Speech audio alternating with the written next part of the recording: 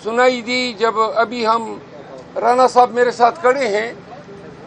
NA 141 PTI के candidate थे साहिवाल से, और ये NA 141 से फार्म 45 पे जीते थे, ताहम फार्म 47 पे इनकी लीड जो थी 7,500 उसको ख़त्म किया गया और मुखालिफ उम्मीदवार जो हैं PMLN के उनको जितवाया गया। आज हमारी नालिश पे समाअत थी, दूसरी साइड की वकील ने मोहलत तलब की है। आज की एक अहम खबर मैं आपको देता हूँ। इस्लामाबाद हाई कोर्ट में बानी चेयरमैन PTI इमरान खान साहब की तरफ से मैंने अडियाला जेल के सुपरडेंट के खिलाफ तवीन अदालत की दरख्वास्त आज दायर की थी, जो कि इसमें आज समाअत हुई। 10 अयाम कबल इस्लामाबाद हाई कोर्ट के जज साहब मोहतरम सरदार इजाज इसाक खान ने ये हुक्म जारी किया था कि इमरान खान के साथ जब भी उनकी कानूनी टीम की मुलाकात होगी तो जेल हुकाम की तरफ से कोई भी 2 नाज़िलशुदा फरिश्ते जो उनके 2 मातात अलकार होते हैं, एक हमारी जानिब बैठ जाता है, एक खान साहब की जानिब, और हमारी तमाम गुफ्तगू वो समात या सुनता है। दूसरा, हमने ये उधर उठाया था कि हमें कोई कागजात उनके पास ले जाने नहीं दिए जाते, और जो भी कागजात हम ले जाते हैं वो हमसे ज़बरदस्ती लिए जाते हैं। उनको स्कैन और कापियाँ करके बाज़ औक़ात लौटा दिए जाते हैं, बाज़ औक़ात लौटाए भी नहीं जाते हैं।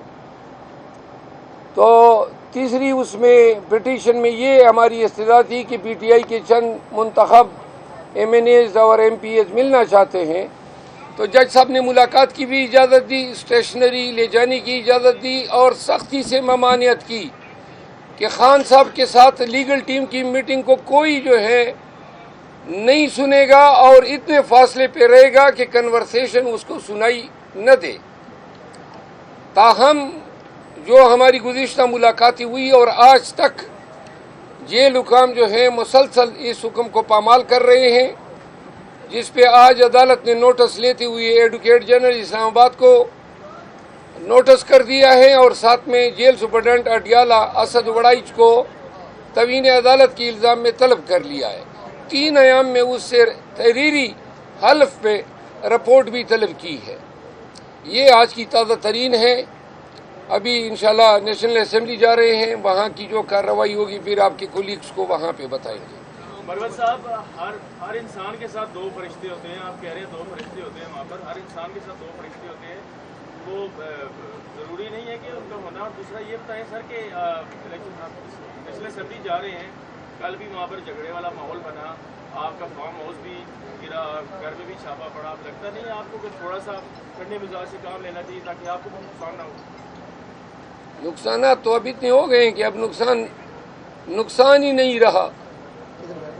अब तो हमारे ज़हन में कोई भी नुकसान कोई हैसियत ही नहीं रखता है, हम आदी हो गए हैं। अलबत्ता मैं कभी भी आप अपने साथ कन्वर्सेशन में देख लें, आप दोस्तों के साथ हमेशा, साफियों के साथ, आम लोगों के साथ हम बड़े ही मोतदिल मिजाज रहते हैं, लेकिन ज़ुल्म और जबर के खिलाफ खामोश रहना या मोतदिल मिजाज रहना ये भी एक जुर्म है। एग्रेशन जो इंसानी हकूक़ के खिलाफ हो रही है, हम आप लोगों की आवाज़ हैं, हम पाकिस्तानियों की आवाज़ है। आपके लिए, पाकिस्तानियों के हक के लिए हमने इस जबर के माहौल में पूरे तमतराक के साथ आवाज़ उठाया हुआ है। आवाज़ में जब सख्ती नहीं होगी, इस्तिकामत और इसमें गन गरज नहीं होगी, तो लोग शायद ये समझे कि आवाज़ कमज़ोर पड़ गई है। सिर्फ जाबिर के खिलाफ, जालिम के खिलाफ, ताकतवर के खिलाफ जो है आपको हमारी आवाज़ में गन गरज सुनाई देगी। आप शरीफ आदमी को देखें, उसके साथ जब भी हम कलाम होते हैं हमारी नज़रें उनके पाँव पे होती है।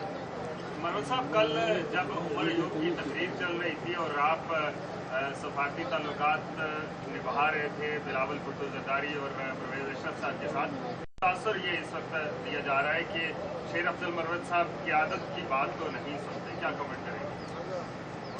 قیادت کی کیا بات ہے جو میں نہیں سنتا ہوں؟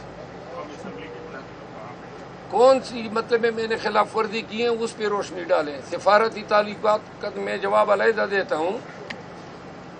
آپ کون سی بات کہہ رہے ہیں کہ میں نہیں سنتا ہوں، یا آپ الزام تراشی کر رہے ہیں؟ میں نہیں کر رہا سر، سوشل میڈیا سے تاثر وہ کدھر گئے شوکاز؟ عوام کے مسائل کو آپ اسمبلی میں حل کریں گے یا رفتے آپ احتجاج کریں گے؟ نہیں، اسمبلی میں تو مسائل حل نہیں ہوتے ہیں. اسمبلی میں تو مسائل پیدا ہوتے ہیں. یہ مسئلہ اسمبلی میں پیدا ہوا ہے. یہ جو اجنبی لوگ ایم بن کے بیٹھے ہیں، شہباز شریف صاحب جو ہیں حلف کے لیے اب اس نے شیروانی بھی اپنے ناپ کی سلوائی ہوگی اور پہن کے پھر حلف بھی اٹھائے گا. اسمبلی جو ہے وہ موجودہ وقت میں اس دن اسپیکر کہہ رہا تھا کہ پاکستان کا طاقتور ترین ایوان ہے. اس طاقتور ترین ایوان کی آپ حالت زار دیکھ لیں. میں اس کا ممبر ہوں. کل نہیں پرسوں پنڈی کی پولیس دن دہاڑے غنڈوں کی طرح سڑک پہ میری گاڑی کا راستہ روک کے کھڑی ہو گئی، بندوقیں اتار لائی. اب کیا جرم ہے میرا؟ سڑک پہ نہیں جا سکتا ہوں. یعنی کہ آپ سوچیں نا. اور پھر جب میں نکلنے لگا تو گاڑی کو ٹکر بھی مار دی. حضرات، جب کوئی ظلم کرتا ہے نا تو ظالم کے آگے کوئی نرمی سے بات نہیں کرتا ہے. پاکستانیوں نے سب نے اگر 9 مئی کے بعد ظلم اور جبر کے خلاف آنکھیں نکال کے کھڑے ہو جاتے تو یہ خوف کی فضا کبھی پھیلتی ہی نہیں. پوری قوم کو بیمار کر دیا اس خوف نے. پوری قوم کو انہوں نے جو ہے ڈر اور خوف میں مبتلا کر کے نفسیاتی مریض بنا دیا ہے. ہمارا فرض ہے، آپ کا فرض ہے کہ ہم اپنے بیانات سے، اپنے اقتباسات سے، کوٹیشن سے، اشعار سے قوم کی سائیکولوجیکل تھراپی کریں. یقین کریں ان کو سالوں لگیں گے اس خوف کی فضا سے نکلنے میں. آپ نے سفارتی تعلقات کی بات کی. گزارش یہ ہے کہ جو اسپیکر تھے سابقہ، اس سے میرے زمانے بھر کا ایک لمبا عرصے دراز سے میرا تعلق رہا ہے، وکالت کے حوالے سے بھی رہا ہے. ان کے ساتھ سلام کلام کیا. ایک طرف آپ کہتے ہیں ہر وقت لڑتے ہو، جب میں کسی سے سلام کلام کرتا ہوں پھر اس پہ بھی آپ کو اعتراض ہو گیا. جب اس سے سلام کلام کیا تو ساتھ میں بلاول بھٹو زرداری صاحب بیٹھے ہوئے تھے، تو ان کے ہی ایما پہ میں نے ان کے ساتھ سلام کلام کیا. اگر میں نے کوئی غلط کام کیا ہو تو میں معذرت مانگ لوں گا. مہربانی کرو نا، یا مجھے سنے نا، جینے نہ دو. میں عرض کرتا ہوں نا، آپ نے وہ عطا تارڑ کے وہ نعرے سنے کل اسمبلی میں، جو غلیظ زبان نعروں میں وہ استعمال کر رہا تھا اور پھر آ کے ہمارے سامنے اس طرح اڑنچو اڑنچو ہو رہا تھا.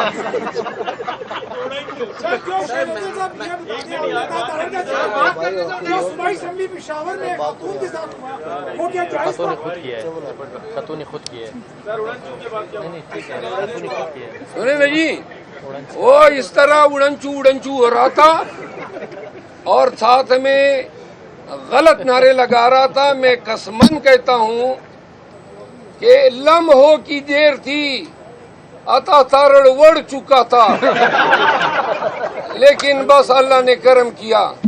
آئندہ یہ کر لے، اسمبلی میں اس طرح غلط کلمات نکالے تو انشاءاللہ پھر یہ اڑنچو نہیں ہوگا، ڈھینچو ہوگا.